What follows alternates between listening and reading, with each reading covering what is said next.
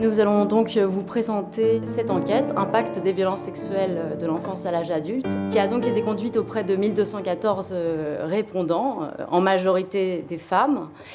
Et c'est vraiment une grande première parce que c'est la première fois qu'une enquête a été faite auprès des victimes et non pas auprès de professionnels qui témoignaient du parcours des victimes. C'est-à-dire qu'il n'y a pas de filtre. On interroge directement les victimes. C'est une enquête auto-administrée et ça permet de recueillir un matériel sur le parcours, les trajectoires des victimes qui est vraiment très précieux. Par ailleurs, cela peut poser certains problèmes méthodologiques et je vais laisser Émilie Morand, la sociologue qui s'est occupée de traiter et d'analyser les données, vous en parler un petit peu. Avant la présentation des résultats, je voulais dire quelques mots sur la manière dont les données ont été recueillies et sur les conséquences que cela a sur les résultats. Le questionnaire qui a été élaboré par la docteure Muriel Salmona était en accès libre sur Internet. Et le lien vers ce questionnaire a été diffusé auprès de plusieurs canaux, presse papier, radio, réseaux associatifs, et donc s'adressait à des personnes qui étaient volontaires pour y répondre. Dans ce contexte, plusieurs précautions sont nécessaires pour s'assurer de la fiabilité des données. Plusieurs traitements avant et en cours de l'analyse des données permettent de contrôler les données recueillies et d'éliminer, sinon de minorer en tout cas, les biais qui peuvent être conséquents à ce mode de recueil. Alors, là, un premier examen du fichier, tout d'abord, avant de commencer à traiter les données, permet d'éliminer les observations qu'on appelle extrêmes ou aberrantes, également les observations insuffisamment renseignées. Donc, il est d'usage de supprimer tous les questionnaires qui n'ont pas été remplis au moins à 50%. Donc, dans le cas qui nous concerne, cela a permis d'éliminer 60 répondants au questionnaire. Ensuite, ce premier contrôle, une fois que ce premier contrôle a été effectué, d'autres pratiques en cours d'analyse, en cours de traitement des données, permettent également de s'assurer de la fiabilité des réponses. Le questionnaire, Muriel Salmona l'a dit, était long, il comportait 184 questions et beaucoup de questions ouvertes, ce qui a permis d'avoir des réponses extrêmement riches et un matériau extrêmement riche. Et ce traitement, le traitement des réponses ouvertes, a permis de créer de nouvelles variables, notamment en ce qui concerne l'auteur des violences. Le fait de traiter ces questions ouvertes a pour conséquence qu'on rentre vraiment dans le récit des victimes et qu'on peut, par ce biais-là, s'assurer de la cohérence des réponses. Enfin, l'élément de contrôle sans doute le plus puissant consiste à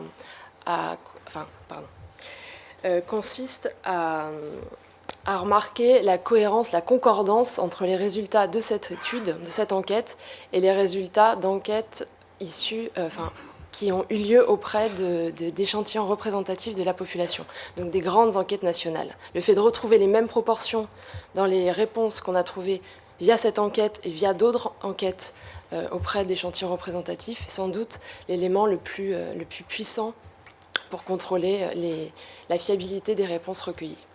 Alors sans doute la principale limite de cette enquête, c'est que le questionnaire s'adressait à des personnes qui se sont reconnues dans son thème, donc des personnes qui ont passé le cap de l'expression, qui étaient capables de raconter les violences qu'elles avaient subies.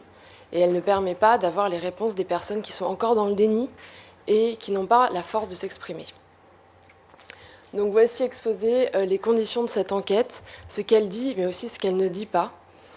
Les réponses sont celles des personnes qui sont portées volontaires pour répondre et pour raconter les violences qu'elles ont subies, et elle ne reflète pas les réponses de l'ensemble des victimes de violences sexuelles. Voilà les quelques précisions que je voulais donner avant la présentation des résultats.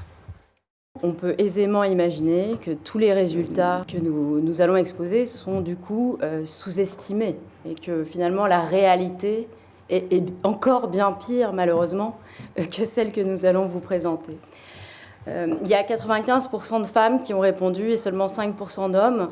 Ce n'est sûrement pas dû au seul fait que les hommes sont moins souvent victimes de violences sexuelles que les femmes, mais aussi peut-être au fait qu'il y a un déni encore plus fort en ce qui concerne les violences sexuelles faites aux hommes, parce que, comme on va le voir, les hommes sont eux aussi victimes de violences sexuelles, surtout dans l'enfance.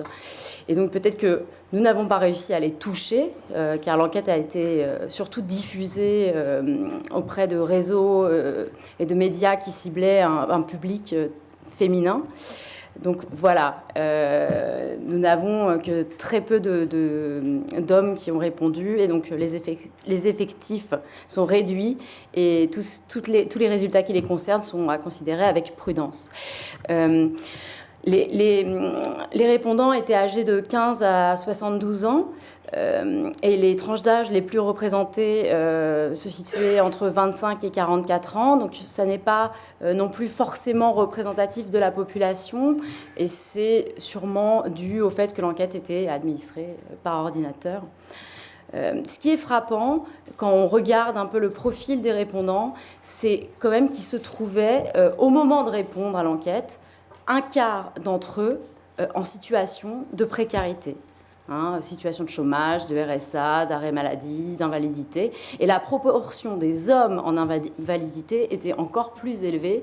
Et on peut imaginer que le fait d'avoir subi des violences sexuelles pour un homme, par rapport à une société très inégalitaire, très patriarcale, où des valeurs de, entre guillemets, virilité sont prônées, eh bien, quand un homme est victime de violences sexuelles, quand il a les mêmes conséquences psychotraumatiques qu'une femme, eh bien, il va encore être plus inadapté à la société qu'une femme victime de violences sexuelles. Alors, les victimes et les violences subies. Ce qui était frappant, c'est que vraiment les victimes ont rapporté des violences qui étaient vraiment, voilà, ils ont rapporté des violences qui étaient des crimes en majorité. 68% des victimes ont rapporté des viols. 40% ont subi des incestes, agressions sexuelles et viols. Et parmi toutes ces victimes, 1 sur 7 a subi plusieurs types de violences sexuelles. On a eu très peu de réponses de personnes qui avaient juste uniquement subi des violences de type harcèlement sexuel ou des violences de type exhibition sexuelle. Et nous pensons que les victimes en question ne se sont moins senties concernées et peut-être qu'elles avaient plus de mal à mettre les mots violences sexuelles sur des faits qu'elles pouvaient penser moins graves, qui ne sont pas moins graves, on n'établit pas des échelles de gravité, mais qui sont peut-être moins reconnus socialement comme étant des violences sexuelles. Alors, le fait marquant, vraiment marquant, c'est l'âge des victimes lors des premières violences sexuelles. 80% des femmes avaient moins de 18 ans, 90% des hommes avaient moins de 18 ans également. Et quand on prend tous les répondants, tous sexes confondus, c'est 81% et 51% avant 11 ans. Donc une victime sur 2 avait moins de 11 ans au moment des premières violences, et une victime sur 5 avait moins de 6 ans au moment des premières violences. Ce sont des chiffres qui peuvent étonner, mais finalement, déjà en 2006, dans l'enquête Contexte de la sexualité en France, on retrouvait des chiffres qui sont légèrement moindres, mais qui sont similaires. Et d'ailleurs, on a bien vu qu'entre l'enquête NVEF en 2000 et l'enquête CSF en 2006, qui avait été construite sur la même méthodologie et donc qui permettait vraiment une réelle comparaison entre les deux enquêtes, que les chiffres avaient déjà augmenté. Et Nathalie Bajos et Michel Boson, avaient conclu que c'était la parole des victimes qui s'était libérée, que ça n'était pas du tout qu'il y avait eu une augmentation des faits, c'est juste que la parole s'était libérée. On peut imaginer qu'en quasiment 10 ans, depuis 2006, la parole s'est encore libérée. Et donc du coup, voilà, 59% de femmes et 67% d'hommes victimes de violences sexuelles avaient subi les premiers rapports forcés et tentatives de rapports forcés à l'époque, avant l'âge de 18 ans. Alors, ce qui est intéressant aussi dans notre enquête, c'est qu'on a décidé non pas d'utiliser des euphémismes, des paraphrases, et de parler d'attouchement, de rapports forcés. Non, on a décidé de vraiment, mettre les définitions légales à chaque fois qu'on demandait aux victimes si elles avaient subi telle ou telle violence. On rappelait la définition légale. Et du coup, les victimes, moi j'ai vu sur les forums que certaines victimes disaient, eh ben voilà, grâce à cette enquête, ben je me suis rendu compte que ce que j'avais subi, en fait, c'était un viol. Juste parce que, par exemple, la pénétration digitale, encore aujourd'hui, pour certaines personnes, ils ont du mal à voir que c'est un viol. Voilà, c'était une petite parenthèse. Alors, il n'y a pas de violence sexuelle sans agresseur. Hein. Ce n'est pas un fléau, quelque chose qui s'abat comme ça, une punition divine. Non, il y a des agresseurs qui ont une stratégie. Ce sont en grande majorité des hommes. Alors, quand les victimes sont mineures, 96% des agresseurs sont des hommes. 4% seulement sont des femmes, et ce sont souvent des mères. 14% des agresseurs sont des proches de la victime. Et dans la moitié des cas, l'agresseur est un membre de la famille. Donc, le mythe du pédocriminel inconnu qui va enlever un enfant, dont on nous rebat les oreilles souvent dans les médias, voilà, ce n'est pas la majorité des cas du tout. Et quand les violences ont eu lieu avant 6 ans, 70% des agresseurs étaient des membres de la famille. Donc, c'est vraiment énorme. La famille semble être une zone de non-droit quand il s'agit de violences sexuelles. Autre fait marquant, quasiment un quart des agresseurs étaient eux-mêmes, des agresseurs de mineurs, étaient eux-mêmes mineurs au moment des faits. Et leurs victimes avaient moins de 10 ans dans 62% des cas, et la plupart du temps, ils commettaient des viols. Alors souvent, on a tendance à dire que quand un enfant agresse un autre enfant, que ça n'est pas très grave, que ce sont des jeux d'enfants. Alors que c'est très grave, c'est grave pour l'enfant qui a agressé, c'est grave aussi pour celui qui est agresseur, parce que ça veut dire que si rien n'est fait, si tout le monde pense que c'est normal, que ça n'est pas grave, il ne sera pas pris en charge. Alors que être pris en charge jeune, c'est vraiment la possibilité d'être rattrapé, d'être guéri, parce qu'un agresseur mineur, il reproduit peut-être ce qu'il a subi. Selon un article de Becker et Hunter, ces agresseurs mineurs auraient eux-mêmes été agressés dans 40 à 80% des cas. Donc, ils ont besoin d'être soignés eux aussi. Quand il s'agit de victimes majeures, donc, les agresseurs sont encore un peu plus souvent des hommes, 98%. 77% des agresseurs sont des proches de la victime. Et pareil, quasiment dans la majorité des cas, d'ailleurs, dans 41% des cas, les agresseurs sont des partenaires. Et un viol sur 2 est un viol conjugal.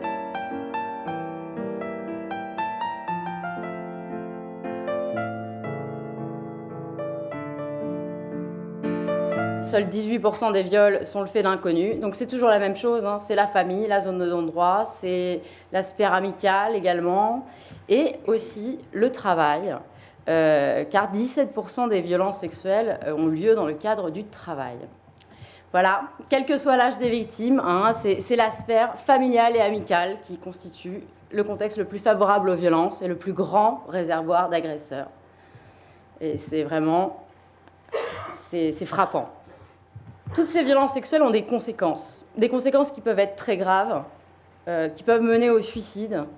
Et malheureusement, ceux qui ont réussi leur suicide ne sont plus là pour en parler, n'étaient plus là pour répondre à l'enquête. Mais nous avons les réponses de celles et ceux qui ont tenté de se suicider.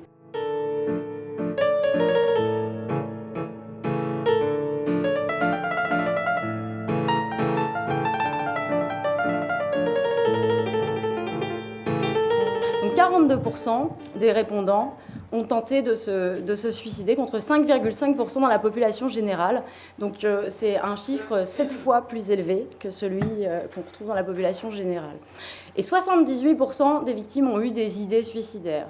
Donc on voit que vraiment, voilà, les violences sexuelles entraînent un désir de mort.